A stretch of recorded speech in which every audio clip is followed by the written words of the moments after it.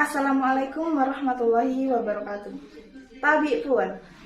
Salam sejahtera untuk kita semua. Perkenalkan, nama saya Putri Nafitasari, NPM 20140017. Di sini saya akan mempresentasikan mata kuliah sosiologi dengan materi proses-proses sosial. Sebelumnya di sini saya akan membacakan proses sosial itu sendiri. Proses sosial adalah cara berhubungan yang dapat dilihat apabila orang dan perorangan dan kelompok manusia saling bertemu dan menentukan sistem serta bentuk hubungan tersebut. Atau apa yang akan terjadi apabila ada perubahan yang menyebabkan goyahnya cara hidup yang telah ada. Interaksi sosial adalah suatu hubungan antara dua atau lebih individu manusia, di mana kelakuan individu yang satu memengaruhi, mengubah atau memperbaiki kelakuan individu yang lain atau sebaliknya. Nah, di sini proses sosial itu bentuk umumnya adalah interaksi. Nah, interaksi ini terjadi apabila ada satu orang individu atau lebih yang saling berkomunikasi. Contohnya individu dengan individu, individu dengan kelompok atau kelompok dengan kelompok. Contoh individu dengan individu adalah ketika saya bertemu dengan ibu saya lalu kami berkomunikasi atau berinteraksi satu sama lain. Itu adalah contoh dari individu dengan individu.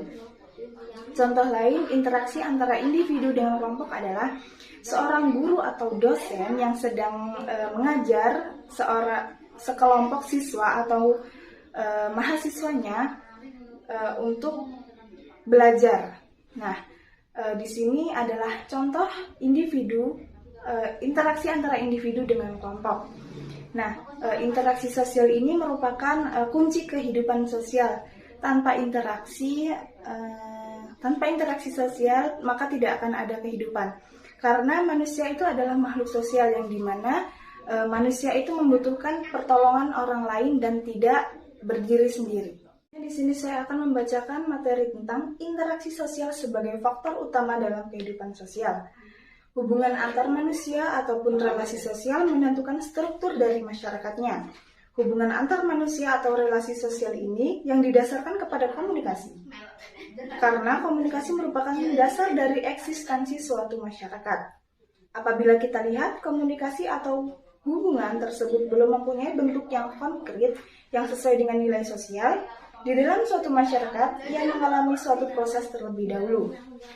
Nah, di sini interaksi sosial sebagai faktor utama dalam kehidupan sosial. Karena apa? Karena seperti yang saya bilang sebelumnya, interaksi merupakan kunci kehidupan sosial. Karena jika tidak ada interaksi, maka tidak akan ada kehidupan sosial. Interaksi sosial itu sangat diperlukan karena kita dapat memperluas jaringan atau relasi untuk bertemu dengan kelompok atau individu yang lain. Nah, jika belum ada komunikasi antara individu dengan kelompok ataupun sebaliknya, maka akan terjadi suatu proses. Nah, proses ini yang akan disebut sebagai proses sosial. Karena komunikasi menjadi dasar daripada kehidupan sosial ataupun proses sosial tersebut. Kesadaran dalam berkomunikasi di antara warga suatu masyarakat menyebabkan suatu masyarakat dapat dipertahankan sebagai suatu kesatuan. Nah, komunikasi ini sangat penting bagi masyarakat atau untuk kehidupan sosial karena komunikasi itu merupakan dasar daripada terbentuknya suatu kebudayaan yang ada di masyarakat. Tanpa komunikasi atau interaksi sosial, maka kita tidak akan menjadi satu atau terpecah belah. Sebagai contoh, ketika ada musibah atau masalah, kita pasti akan membutuhkan orang lain. Nah, sebelum kita membutuhkan orang lain itu, maka di tengah-tengahnya itu terdapat komunikasi antara individu dengan individu atau individu dengan kelompok. Nah, maka dari itu komunikasi itu sangat penting bagi keberlangsungan hidup seseorang di masyarakat. Assalamualaikum warahmatullahi wabarakatuh. Om Swastiastu, Namo Buddhaya, salam kebajikan. Salam sejahtera bagi kita semua. Selamat siang, Tabi Pun. Nah, perkenalkan, nama saya Wayan Doni Bowo dengan NPM 2140020. Saya dari kelompok 3 mata kuliah sosiologi. Di sini saya akan mempresentasikan hasil kerja kelompok kami, yaitu dengan judul proses-proses sosial. Baiklah, di sini saya membawakan materi. Yang pertama, materinya itu ada syarat-syarat interaksi sosial. Nah, interaksi sosial itu adalah hubungan yang dinamis yang menyangkut individu dengan individu, individu dengan kelompok, ataupun kelompok dengan kelompok yang sifatnya terus menerus ya, karena ini sifatnya sosial. Kemudian menurut Gilin dan Gilin, suatu interaksi sosial itu dapat terjadi dapat terjadi suatu interaksi sosial apabila dua syarat ini terpenuhi. Yang pertama itu ada kontak sosial, dan yang kedua ada komunikasi. Nah, yang pertama itu kita ada kontak sosial. Kontak sosial ini dapat berlangsung dalam 9 bentuk. Nah, yang pertama itu individu dengan individu, yang kedua individu dengan kelompok, yang ketiga kelompok dengan kelompok, yang keempat kontak langsung, yang kelima kontak tidak langsung, yang keenam itu kontak positif, yang ketujuh itu kontak negatif, yang kedelapan itu kontak primer, dan yang kesembilan adalah kontak sekunder. Namun di kontak sekunder itu juga dibedakan lagi menjadi dua golongan, yaitu kontak primer, kontak sekunder langsung, dan kontak sekunder tidak langsung. Nah, kontak sekunder adalah kontak yang memerlukan suatu perantara atau media berupa orang ataupun alat. Nah, kontak sekunder langsung dilakukan melalui perantara berupa yang memungkinkan pembicaraan langsung seperti dengan telepon ya. Nah, kemudian suatu kontak sosial itu tidak hanya tergantung dari tindakan atau kegiatan saja, tetapi juga dari tanggapan atau respon dari si penerima pesan tadi, bagaimana reaksinya, baik menggunakan gerakan tubuh ataupun perkataan. Nah, yang syarat yang kedua menurut Gilin dan Gilin itu adanya komunikasi sosial. Nah, sebagai syarat terjadinya suatu interaksi, komunikasi sosial ditinjau dari asal usul katanya dulu ya. Yang pertama, yang memiliki arti berhubungan atau communicator. Wih, keren. Komunikasi itu melibatkan pengirim dan penerima pesan. Apabila terjadi secara berkesinambungan, maka akan terjadi pertukaran pesan ya. Komunikasi itu terjadi setelah kontak sosial. Nah, proses komunikasi itu lebih panjang prosesnya daripada kontak sosial itu, karena melibatkan respon dari si penerima pesan tadi, baik dari respon dengan menggunakan kata-kata ataupun dengan sifat dengan gerakan tubuh ya. Nah, komunikasi itu adalah tindakan seorang yang menyampaikan sinyal atau pesan terhadap orang lain, dan orang lain itu akan bertafsiran. Seperti yang saya katakan tadi, tafsir itu bisa berupa perkataan atau gerakan ya, atau sifat tubuh atau bentuk tubuh seperti itu. Nah, kemudian kita masuk ke materi yang kedua itu, atau B, itu ada kehidupan yang terasing ya. Nah, kehidupan yang terasing itu bisa merupakan dimana kehidupan seorang yang tidak mampu berinteraksi. Nah, maksudnya berinteraksi di sini adalah mereka tidak dapat bergaul dengan kehidupannya, dalam artian mereka tidak dapat melakukan kontak dan komunikasi dengan orang lain ataupun dengan orang-orang di sekitarnya. Nah, kehidupan terasing ini juga dapat terjadi dalam 3 faktor. Yang pertama itu seseorang sengaja dikucilkan dari hubungan dengan orang lain, tetapi hal ini juga memiliki dampak negatif bagi orang yang dikucilkan, karena hal ini dapat mempengaruhi perkembangan jiwa seorang karena kepribadian seseorang. Salah satunya disebabkan pergaulan dengan orang lain. Jadi secara umum mental mereka akan rusak lah ya. Nah, yang kedua itu kehidupan terasing dapat pula disebabkan oleh cacat salah satu indera atau bagian tubuh. Entah ada yang mungkin tangannya hilang satu atau segala macam ya. Itulah contohnya ya. Nah, kemudian yang ketiga atau yang terakhir itu terasingnya seorang dapat disebabkan karena pengaruh perbedaan ras, kebudayaan, dan suku ya, yang kemudian kayak menimbulkan semacam prasangka-prasangka buruk mengenai orang tersebut. Nah, di Indonesia juga terdapat beberapa suku yang tertutup atau terasingkan, salah satunya ada suku Dayak yang berada di Kalimantan. Nah, mereka itu sangat menjunjung tinggi adat istiadat, kepercayaan, sistem kekerabatan, kasta, dan lain-lain yang memang sudah menjadi tradisi dari moyang mereka. Nah, kita akan masuk ke materi berikutnya, yaitu interaksi sosial. Nah, untuk interaksi sosial ini ada bentuk-bentuknya, yaitu ada 3. Yang pertama kerjasama atau cooperation, yang kedua ada persaingan atau competition, dan yang ketiga itu ada pertentangan atau konflik ya. Nah, menurut Gilin dan Gilin ada dua macam proses sosial yang timbul sebagai akibat adanya interaksi sosial, yaitu yang pertama proses yang asosiatif yang terbagi lagi dalam tiga bentuk. Yang pertama itu ada kerjasama atau cooperation. Nah, yang mana kerjasama ini timbul karena orientasi perorangan terhadap kelompoknya dan kelompok lainnya. Nah, fungsi kerjasama ini digambarkan oleh Charles Corey. Kerjasama itu timbul apabila orang menyadari bahwa mereka mempunyai kepentingan yang sama dan pada saat yang bersamaan mempunyai cukup pengetahuan dan pengendalian terhadap diri sendiri untuk memenuhi kepentingan tersebut. Nah, ada 5 bentuk kerjasama yang perlu kalian ketahui. Yang pertama, kerukunan yang mencakup gotong royong dan tolong-menolong. Yang kedua, bargaining, yaitu pelaksanaan perjanjian mengenai pertukaran barang-barang dan jasa antara dua orang atau lebih. Dua orang tidak bisa, atau dua organisasi atau perusahaan.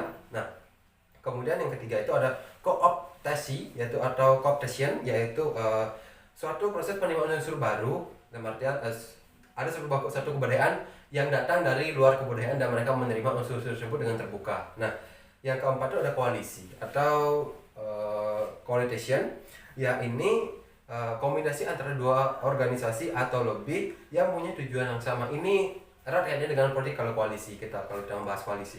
Nah, yang kelima atau terakhir itu ada joint venture, yaitu kerjasama dalam pengusaha proyek tertentu, contohnya dalam hal pemboran minyak, pertambangan batu bara, perhotelan dan lain sebagainya. Nah, yang kedua itu ada akomodasi. Nah, menurut Gilin dan Gilin, akomodasi adalah suatu pengertian yang digunakan oleh para sosiolog untuk menggambarkan suatu proses yang dalam hubungan sosial yang sama, artinya dengan adaptasi dalam biologi. Nah, kemudian tujuan akomodasi itu dapat berbeda-beda sesuai dengan situasi yang dihadapi. Yang pertama itu ada untuk mengurangi pertentangan antar orang atau kelompok yang diakibatkan oleh perbedaan paham. Yang kedua, mencegah meledaknya suatu pertentangan untuk sementara waktu atau secara temporer, ya. Memungkinkan terjadinya kerjasama antara kelompok sosial yang hidupnya terpisah akibat faktor-faktor psikologis dan kebudayaan. Kemudian ada juga yang disebut dengan bentuk-bentuk akomodasi. Nah, bentuk-bentuk akomodasi itu yang pertama ada coercion, dilaksanakan dengan adanya paksaan. Kompromis, pihak-pihak yang terlibat itu mengurangi tuntutannya. Dan yang ketiga itu ada conciliation, mempertemukan keinginan dari kedua belah pihak yang terlibat perselisihan. Yang ketiga ada toleransi atau toleration, bentuk akomodasi tanpa persetujuan yang formal bentuknya.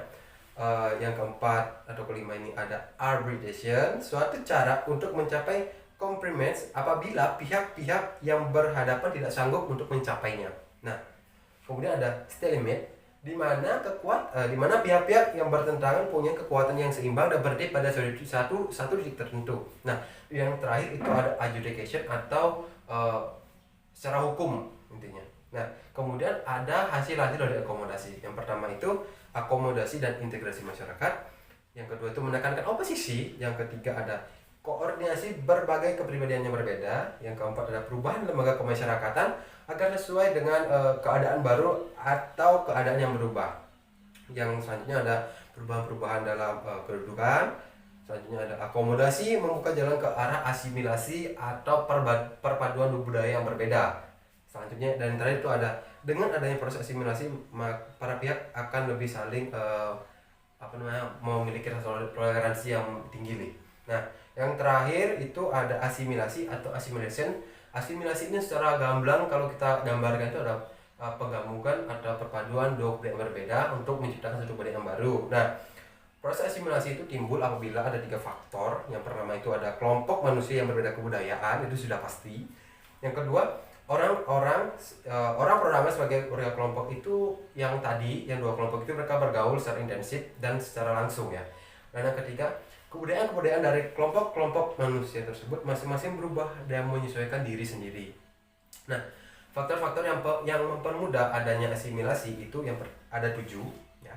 Yang pertama itu toleransi, kesempatan yang sama atau kesempatan yang seimbang di bidang ekonomi, sikap menghargai satu sama lain, sikap terbuka dari golongan yang berkuasa. Yang kelima itu ada persamaan dalam unsur kebudayaan. Yang keenam ada perkawinan campuran. Nah, dan yang terakhir itu adanya musuh di luar. Dalam artian musuh bersama yang ada di luar. Nah, kemudian di balik adanya faktor pendukung pasti ada faktor penghambat. Nah, faktor penghambat dan penghalang terjadinya suatu asimilasi adalah terisolasinya kehidupan suatu golongan tertentu seperti yang suku Dayak tadi. Yang kedua, kurangnya pengetahuan mengenai kebudayaan yang dihadapi, itu mungkin karena ya pendidikan yang kurang mumpuni. Yang ketiga itu perasaan takut terhadap kekuatan baru yang dihadapi, ada kekuatan suatu budaya yang dihadapi. Yang keempat ada perasaan bahwa suatu kebudayaan golongan atau kelompok lebih tinggi daripada kebudayaan golongan atau kelompok miliknya. Nah, yang kelima itu dalam batas tertentu perbedaan warna kulit atau perbedaan ciri badannya dapat pula menjadi salah satu penghalang terjadinya asimilasi ya. Nah, untuk materi yang kedua itu ada proses yang disosiatif atau processing or dissociation. Nah, proses disosiatif ini sering disebut sebagai optional proses yang persis halnya dengan kerjasama. Nah, dapat ditemukan pada setiap masyarakat walaupun dengan bentuk yang berbeda. Nah, adapun itu bentuknya ada 3. Yang pertama itu ada persaingan atau competition. Nah, persaingan itu mempunyai 2 tipe umum, yaitu bersifat pribadi, persaingan bersifat pribadi, dan persaingan bersifat tidak pribadi ya. Nah, adapun bentuk persaingan yaitu persaingan ekonomi yang pertama, yang kedua ada persaingan kebudayaan, yang ketiga itu ada persaingan kedudukan dan peran, dan yang keempat ada persaingan ras.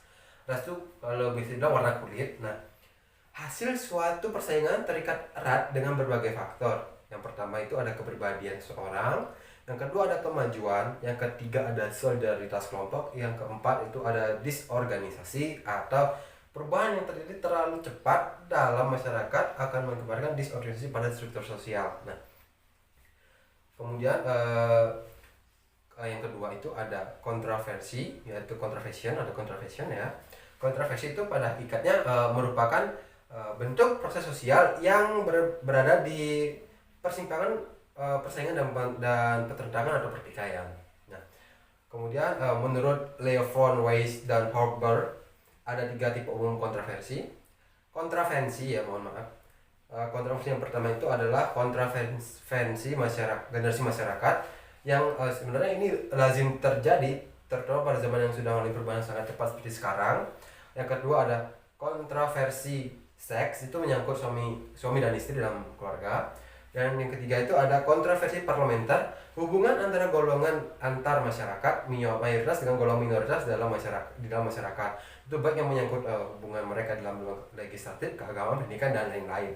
Nah, berikutnya ada tipe-tipe kontroversi. Yang pertama itu ada kontroversi antar masyarakat, itu juga ada 2 bentuknya. Yang pertama, kontroversi antar masyarakat setempat yang berlainan, ada disebut dengan intra-community struggle ya. Yang kedua ada kontroversi antar golongan dalam suatu masyarakat setempat, yang disebut dengan intercommunity struggle ya, hampir sama. Yang kedua itu ada antagonis keagamaan.